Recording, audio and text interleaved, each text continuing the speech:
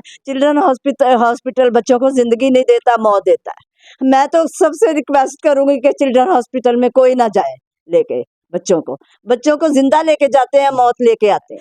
कि बच्चे को कुछ नहीं किया गया बल्कि गिरा के खुद मारा गया, उन्होंने खुद गिराया। वो नर्स, एक स्टाफ आई थी, स्टाफ ने दूसरे बच्चे को वो लगा रही थी ड्रिप, और उस बच्चे का पाँव खींच के पीछे किया। मेरी रही थी कि उसका सर नीचे की तरफ लटक रहा है, ये भी मैंने देखा कि उसका सर नीचे की तरफ लटक रहा है, लेकिन उसने ऊपर निकलने की बजाय उसका पाँव पीछे कर दिया और वो साथ ही नीचे गिर गया। पंप लगा के हमारे हाथों में थमा के आप फिर बैठ गया नेट देखने। मतलब पंप उसने लगा के आपको पकड़ा दिया उसके मुंह में। पंप करना आपका काम था? हमारा ही होगा काम, उनका काम तो बस बैठ के नेट देखना था। मैंने डॉक्टर को उठाया, मैंने कहा देखिए हमारी बच्ची को, देखिए हमारी बच्ची का सीटी स्कैन कीजिए, टेस्ट कीजिए, कुछ कीजिए इसका। हमारी बच्ची हाथों से जा रही है, हमारी बच्ची हाथों से निकलती जा रही है रेत की तरह। हमें टॉर्चर किया गया, गालियां निकाली गई, धक्के दिए गए हमें वहां से। मैं तो यही कहूँगी कि हमारे साथ जो हुआ है वो किसी के साथ ना हो।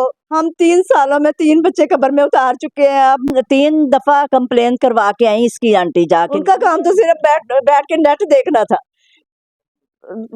बच्चों को केयर करना नहीं था। पंप हम दबाई जा रहे हैं, हमें समझ नहीं आ रही कैसे दबाएं। हम पूछते जा रहे हैं कि उसकी सांस बंद हो रही है, 10 मिनट बाद उसकी सांस बंद हो गई।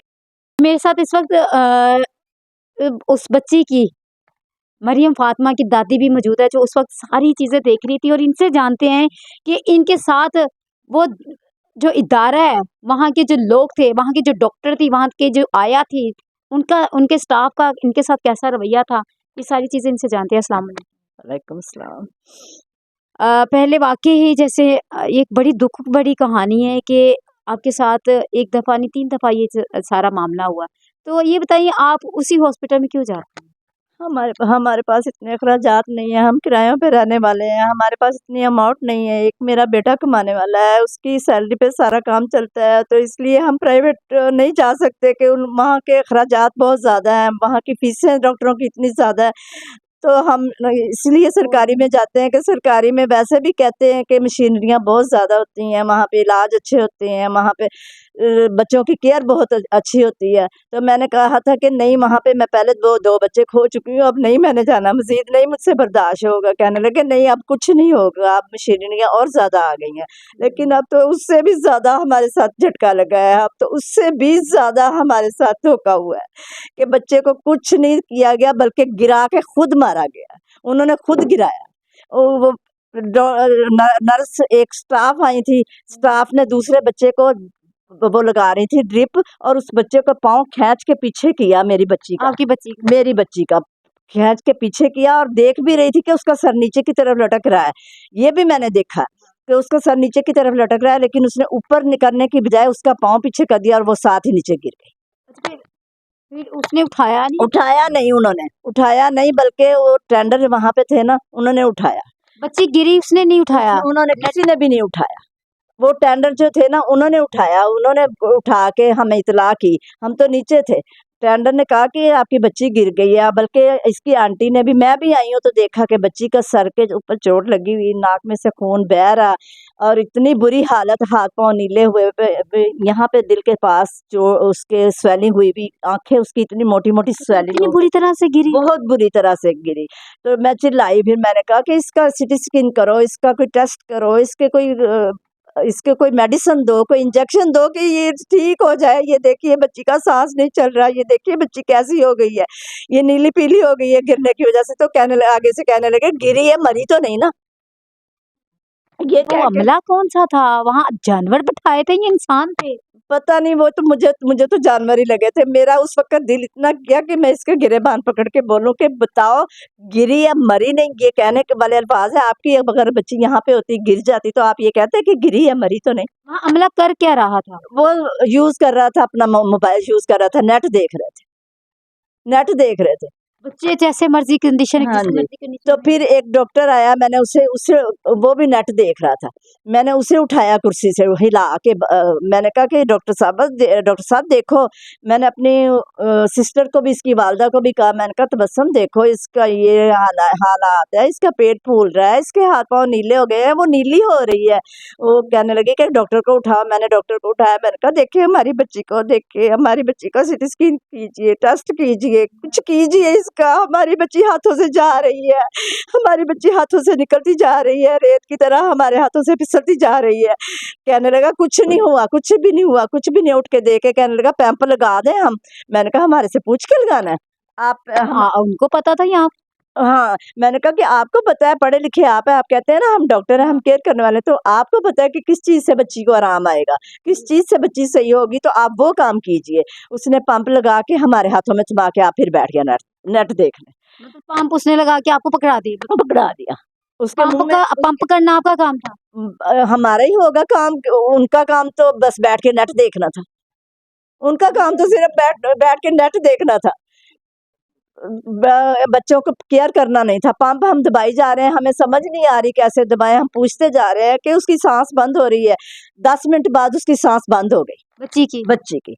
उनको नहीं उन्होंने आके चेक भी नहीं किया, चेक देखा भी नहीं किया। मैंने फिर उठाया उसे, मैंने कहा कि बच्ची की नीचे वाले हिस्से से, टांगों में से जान निकल गई है, बच्ची को देखो वो हिल भी नहीं रही, आंखें स्वेलिंग इतनी मोटी मोटी हो गई हैं। कहने लगा मतलब आप बता रहे हैं कि बच्ची के साथ ये चीजें हो हाँ, रही है, वो हम खुद बता रहे हैं, वो कुछ नहीं कर रहे, और आके उसके दिल पे हाथ रख रख के ऐसे जैसे बड़े इंसान को दबाते हैं, ऐसे दबा रहा है वो, ऐसे करके अंगूठे के साथ ऐसे दबाई जा रहा है, तो सांस नहीं आ रही है बच्ची को। तो मैं कह रही हूँ कि उसको ना दबाओ, ना दबाओ उसे, ना दबाओ। कह रहा कुछ नहीं होता, सांस आ रही है, आप पंप चलाती जाओ। मैं पंप चलाती जा रही हूँ, वो मेरी सिस्टर भी पंप चलाती जा रही है, मैंने उसे मना कर दिया। अभी मैंने कहा ना तबस्सुम ना चलाओ, वो है ही नहीं, बच्ची की तो डेथ हो चुकी है, वो है ही नहीं, बच्ची खत्म हो चुकी है। तो वो फिर वो चिल्ला के बोली, कहने लगी कि डॉक्टर साहब हमें बताइए कि हम पंप चलाते रहें या बंद कर दें, हमें बताइए, बच्ची तो खत्म हो चुकी है। तो फिर कहने लगा नहीं, दिल बंद हुआ है इसका, सांस चल रही है। अगर दिल बंद हो गया तो सांस कैसे चल रही है? दिल बंद हो गया तो सांस कैसे चल रही है? अच्छा, आपने उनको बताया है कि बच्ची की डेथ हो गई है, हाँ जी। तो फिर इस बात पे वो माने या नहीं माने? माने, वो कहने लगे कि गिरी है हमारी वजह से, हमारी गफलत की वजह से गिरी है, तो ये तो अल्लाह की रज़ा है, अब इसकी डेथ हो गई है, ये हो गया, फिर अब पंप बंद कर दो अब। फिर हमने बंद किया। हाँ, तो फिर कहते कि आप ले जाइए, क्या मतलब फिर? फिर हमें कहने लगे कि शोर ना करो यहाँ पे, उन्होंने फिर पुलिस बुला ली, अपनी अपनी हॉस्पिटल की पुलिस फोर्स बुला वो ली। क्यों? पता नहीं, कहने लगे कि ये तो यहाँ पे शोर कर रहे हैं, ये हमारी मूवियाँ बना रहे हैं, ये शोर कर रहे हैं, ये इन्हें बाहर निकालो आके। वो आके कहने लगा कि बाहर निकलो, ये अल्लाह की रज़ा से हुई है। मेरी सिस्टर कहने लगी कि अल्लाह की रज़ा से नहीं हुई, ये इन्होंने गिरा के मारी है, ये गिरी है, हमें बताया भी नहीं, और ये इन्होंने गिरा के ये उसकी ऐसा किया। डेथ भी हो गई हुई है, फिर भी वो फिर भी अपना ये पंप चलाते जा रहे हैं, तो इन्हें पता नहीं। हम कह रहे हैं, हम अनपढ़ हो के हम कह रहे हैं कि बच्ची की डेथ हो गई है, तो ये कह रहे हैं कि नहीं पंप चलाते जाओ। फिर आपको बच्ची उन्होंने कहा किस तरह ले हमें हमें कहने लगे कि अगर शोर करना है तो बच्ची को उठाओ और भाग जाओ। हमें टॉर्चर किया गया, गालियां निकाली गई, धक्के दिए गए हमें वहां से, बाजू पकड़ के हमारे खींचे गए। देखते होंगे आप शायद वीडियो में देख रहे होंगे, हमने वीडियो सारी बनाई हुई है, हमारे पास वो भी सबूत है। वीडियो है जिसमें बच्ची की डेथ हो गई, लेकिन इसके बावजूद उसको कह रहे पंपिंग। हाँ जी, तो हमें टॉर्चर किया जा रहा है, हमें हमारा टॉर्चर करके हमें बाहर निकाला जा रहा है, और हमने कहने लगे कि बच्ची उठाओ और दफा हो जाओ यहाँ से। हमने कहा कि इस तरह के अल्फाज? हाँ जी, इस तरह के अल्फाज बोले। हमने कहा हमने बच्ची ऐसे नहीं लेके जानी। मेरी सिस्टर ने कहा अब कुछ किसी मकसद के लिए के बाद ही हम लेके जाएंगे, बच्ची पड़ी रहे यहाँ पे। हमें बाजू से पकड़ के खींचा गया बाहर ला के, तो बाहर निकाल दिया गया, हम बाहर आ गए। बच्ची को लेके नहीं? उन्होंने कहा कि नहीं, हम बच्ची को नहीं लेके आए। उन्होंने कहा अगर बच्ची नहीं ना लेके जाओगे तो हम इसे लावारिस करके मुर्दखाने में फेंक देंगे। तो ये सारा मामला आपके साथ ही आया, तो आपने उनके खिलाफ कोई एप्लीकेशन दी? हाँ जी, तीन तीन दफा कंप्लेन करवा के आई इसकी आंटी, जाके नीचे भाग के जाके हॉस्पिटल में ही करवाई? हॉस्पिटल में नहीं, हॉस्पिटल से बाहर कोई थाना होगा, वहां पे करवा के आई थी। अच्छा। तो उन्होंने भी अभी तक कोई नहीं कार्रवाई नहीं की है। तो वो अब कह रहे हैं, अब दोबारा हमें सुबह फ़ोन आया उनका, बल्कि कि आओ हमारे साथ कोऑपरेट करो, हमारे साथ ये मीटिंग करो ये चिल्ड्रन हॉस्पिटल चिल्ड्रन हॉस्पिटल वालों का। हमने कहा हमें अब आने का कोई फायदा नहीं, जब हमारी बच्ची गोद से चली गई है, हमारी बच्ची हमारे हाथों से फिसल गई रेत की तरह, तो हम क्या करें आके।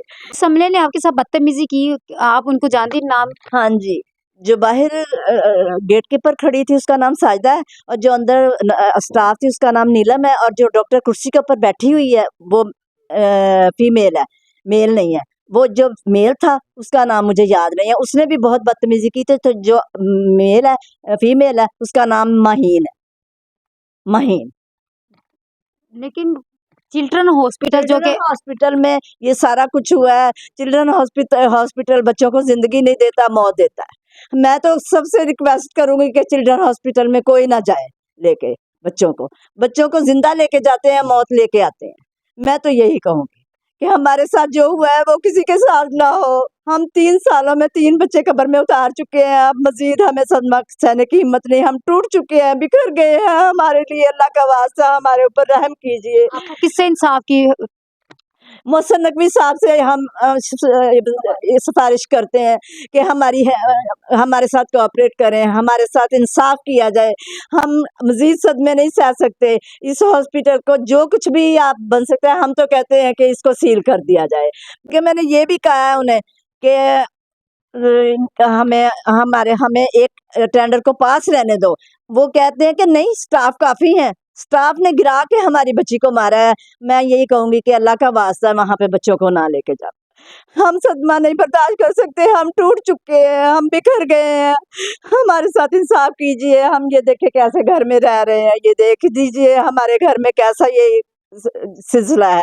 हमारे पास इतने अखराजात नहीं, हमारे पास इतने अमाउंट नहीं है कि हम मजीद और सदमे बर्दाश्त कर सके। किरायों पे रहने वाले हैं हम किराया भी नहीं दे सकते। तो हमारे साथ इंसाफ किया जाए, हमें हमारे साथ कोऑपरेट किया जाए। अल्लाह का वास्ता है, हमारे साथ कोऑपरेट किया जाए। जैसे कि आपने इनकी ज़बान से सिर्फ नाम सुना है इंसाफ के लिए, तो सिर्फ वज़ीर आला, निगरान वज़ीर आला जो है मोहसिन नकवी साहब का, क्योंकि मोहसिन नकवी साहब का इसलिए नाम ले रहे हैं क्योंकि इनको उम्मीद है कि वो इनको इंसाफ दिलवाएंगे। क्योंकि हर दफ़ा सोशल मीडिया पे देख लें या इलेक्ट्रॉनिक मीडिया पे देख लें, कहीं भी देख लें, तो वो इतने एक्टिव है कि वो हर बंदे को उम्मीद होती है कि मोहसिन नकवी साहब इनको इंसाफ ज़रूर दिलाएंगे। हमारी आवाज़ जो है, ये कोशिश है कि मोहसिन नकवी तक पहुँच जाए ताकि इनको इंसाफ मिले। और जिस तरह वो एक्टिव हैं, हमने 2 बच्चों के लिए आवाज़ नहीं उठाई थी। जिस तरह यहाँ पे हमने आवाज़ उठाई है। अब हमें इंसाफ मिलना चाहिए, अब हमें इंसाफ मिलना चाहिए। अगर नहीं मिलेगा तो हम क्योंकि ये लोग जो है खुदकुशी कर सकते हैं। अब हमारे हाथ में क्योंकि बस ये लोग जो हैं वो ये सफ़ेद पोश लोग हैं, ये कभी भी इस पे सामने नहीं आते, लेकिन ये मजबूर होके यहाँ सामने आए हैं। और इंसाफ की अपील जो है मोहसिन नकवी साहब से है। तो मेरी भी उनसे अपील है, उनसे दरख्वास्त है कि मोहसिन नकवी साहब इनकी जो है आवाज़ ज़रूर उठाएं और इनको इंसाफ ज़रूर दिलवाएं। आपको कैसा लगे, क्योंकि सरकारी हॉस्पिटल में किस तरह के इलाज होते हैं और किस तरह का सलूक होता है, या तो आपको भी पता है, अपने कमेंट्स में ज़रूर बताइएगा कि किस तरह का सलूक होता है। अपने कमेंट्स में ज़रूर बताइएगा। इसी के साथ मुझे इजाज़त दीजिए। अल्लाह हाफ़िज़।